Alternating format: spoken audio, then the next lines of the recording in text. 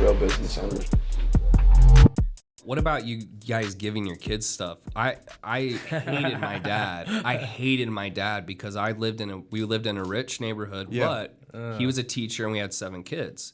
So all of a sudden being rich or, making a little extra side hustle, whatever, it wasn't that much. And he would never give me stuff. I remember I was 14. I asked him, "Hey, can I go to the movies?" He's like, "Yeah, sure." I was like, "Okay, can I have some money?" He's like, "Well," he just looks at me quizzically almost. That's a big word. "Do you have a job?" And I'm like, "Well, Dad, no, I go to school." He's like, "Oh, I guess you can't go." And he just walked off. But so part of me, our parents were such better parents than us. Yeah, but what I mean by that is I just think part of me never wanted to have to worry about money like I saw my parents. And we weren't poor, right? But it was a budget, and we only had what we needed. There were the yeses for the right things and the nos for the things that didn't matter. And I just never wanted to live a life where I couldn't get stuff because of money. Because when you think about it, when people travel and have vacations and nice things, the only difference is money. Yeah. That's it. Yeah.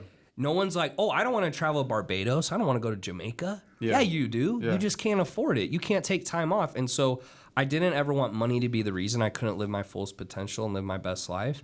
And so I don't know. I don't want to get too much off a tangent, but I do think some people look at rich people and they think that, they're greedy and all these things, but it just comes down to having options and opportunity. And ironically, then we want to give back more. And really to help people, you got to have green. You got to have a lot of it. And it's a tool. I just think people lose sight of that, and I just have the attitude that nothing's gonna stop me getting what I want, because when I see more successful people, I sit around guys like you. I want to be around you. There's people who literally will be around us, and they only think negative things. He must have screwed someone. He must have scammed someone. Oh, yeah. His dad has a trust fund. I mean, a lot of broke people think that about rich people. Right? Someone said that to me. I go, "My dad was a teacher, dude. Yeah. A teacher." Yeah. And so it's almost like there's just something to prove. I have never met someone that I didn't think I could be just like them. I'm like, they just know something I don't know. Yeah. I heard your story, actually, and I could totally relate to it, man, because I grew up. I mean, I wasn't super poor, but we were poor. We were like the poorest ones in our neighborhood. And I was bullied, I was like, damn, I was the last kid picked all the time, got my ass whooped all the time. And but I did have a dad who was a contractor. Yeah. I learned hard work from him, and I had a lot to prove to these assholes that freaking bullied me. When I got into middle school sports, I wanted to prove them wrong. When I got into high school, I wanted to prove them wrong. Yep. When I got into sales, I wanted to prove them wrong. And that did fuel me for a long time. And so I heard one of your interviews how you were like, "Man, I was getting bullied a little bit, and I had to learn hard work in my upbringing, and I'm so grateful for it now." I don't think it would have happened. When I lived, all my rich friends, they still get money from their parents. Yeah. And some of the people who made fun of me and stuff, it's almost like you need it. I don't know if I would be the person I am without it, because because it gave me fuel.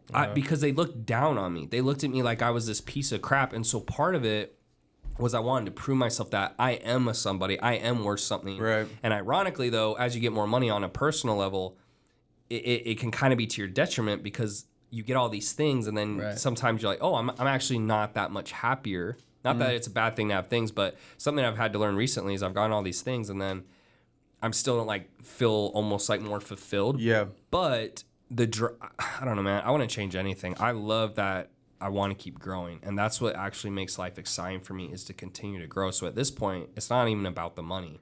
I want to make $100 million business because of what that's going to represent. I don't care. The money is it's the measuring stick. Almost. Yeah, well, I mean, 50 mil would be just fine. But, you know what I mean? You can live a good life on that. Yeah, very good. There's still, it's just about really stretching yourself, because as you build things and you look back on building those things, you see how much you evolved as an individual during the build, right? And how much more valuable you are as a human being because of some of those experiences that you had to go through. And the issue is people get to a certain point and then they just kind of get on maintenance mode and they maintain what they have and they stop pushing, and then they get really depressed because it's Groundhog Day and they're just doing the same shit, And so that's really the separator, I think, from uber successful people versus the people that make a couple $100,000 a year and get really comfortable. Yeah. The individuals that are really successful and continue to see success and reach new levels are always stretching themselves, always challenging themselves. You just talked about earlier, I want to start getting into this. Yeah. You don't have to do that. You can live a good life right now, but you're wanting to stretch yourself, right? In terms of the way, we grew up. I grew up very poor, powdered milk type shit. That stuff tastes terrible. It's terrible. I had that sometimes. Powdered milk, lights being shut off, watching my mom cry to the utility department, all that whole thing. But I think, again, we're all sitting in this room talking about some hardships that we had at a young age that helped us get to the point where we're at, right? And I think individuals where things come easy to them, the smart kid in class that don't really have to study, or the athlete that doesn't have to put in 3 hours in the morning and then 3 hours of running and then napping and then, worrying about their nutrition, they're just really good. I think that they're at a disadvantage long term because, again, they don't have that grit or work ethic that had to be created at such a young age to overcome, right? So that's their detriment. That's not their superpower. I agree. Right? I agree. Like, there's something to be said for having your back against the wall. Mm-hmm. So when you have a rich parent to bail you out, you're like, well, worst case, I can always fall back. When my parents... Right, when you get a hardship, what are you going to do? It was like... Fall back. It was like, hey, man, good luck. Let me know how it goes. When I started my business, you're like, cool, man, let us know how it goes. There was no, here's money, here's this. Yeah. And so I get now why some people with wealth treat their kids a certain way, because when you just give them that, they just they lose that internal drive. Because why? Why would you go through hell when you don't have to? You're not incentivizing them to have a work right, ethic. And they can't see what we see yet because and we couldn't see it even. So for me, it wasn't. I enjoyed it. Yeah, in that moment, you probably were upset and frustrated. Oh. Like, why are you doing this? And all the other kids get money from their parents, right? And you don't understand it until you're older. Seeing people making money, and I was selling door to door, just trying to make money so I could start my business. That was my mindset, which isn't correct, but that's what I thought at the time.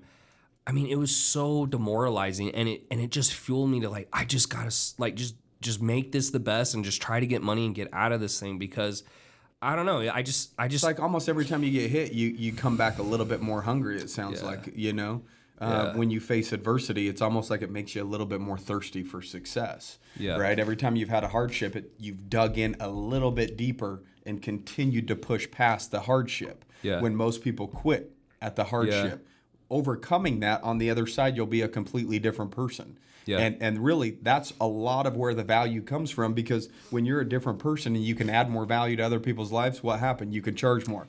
And now you can make more money. Yeah. So if you're not overcoming anything, you're not becoming an individual of value. Therefore, you can't charge a premium rate and ever get to the point of making $100 million. Right? Do you got kids? I don't yet. And I think I'm gonna hold on. I just know. Ladies, he's available. He's selling sperm right now. That's the new business. Having a kid, man, is just like a business. That's a huge responsibility. It is. Yeah. If you're gonna be a good dad, and that's what I want to do, so I'm holding off on that. But something to your point that I just thought about is, it's been very helpful in business. It's actually been to my detriment in personal life, but almost external validation, bullying and getting put down and the stuff I went through, it kind of leads to external validation, because that really was what I was striving for with the money at first. You're proving that you're I'm trying to show people value. like F you for doubting me. Look at what I got. Look what I got that you don't have. But, not to go on a different tangent, but what's funny is, as you make more money, it becomes less about the validation, because you realize chasing that's not going to make you happy. Yeah. It's just more about the growth. And so I will say that I am super happy and super blessed that people gave me crap, made fun of me, had parents who couldn't always give me what I want, because it's why I am who I am. And I wouldn't change it for anything. And most of the guys I meet, both your stories, it's the same thing. Yep. It's the same thing. I rarely meet someone who's like, oh, I got everything I ever wanted. Life was really easy, and I'm still super successful. I never hear that, really. How can you create a level of discipline to be successful if you've never had to be disciplined? I agree. And so it just, those two things really just don't go together. And so that's, there's a lot of people that are listening to this, probably going through startup phase, going through a lot of hardships, wondering if it's all going to be worth it. You need to understand the reason why you feel that it's a hardship. And sometimes you feel like you're in no man's land a little bit, like trying to, create a new life for yourself that's out here, and you have to leave the old one. Yeah. But all of those struggles are just molding you into something new and different. And in 2, 3, 4, 5 years, you're going to look back and say, I value those hardships and the time that it took to overcome that, right? And if you're not going through hardships, you're not gonna ultimately ever have to learn anything new if it's just coming easy to you. And if you're never learning anything new, you're gonna get to a certain level and you're just gonna plateau. You can't plateau if you're constantly learning new shit and you're putting yourself in tough situations constantly, right? Yeah. And so I think that's really the issue in the world is people get out of high school, they get out of college, they get to a certain point where they can live and have shelter, food, and a car, and then now that's it. They don't want to go through any more hardships. They want to maintain the lifestyle that they have rather than continuing to put themselves in tough situations and seeing what they're really made of.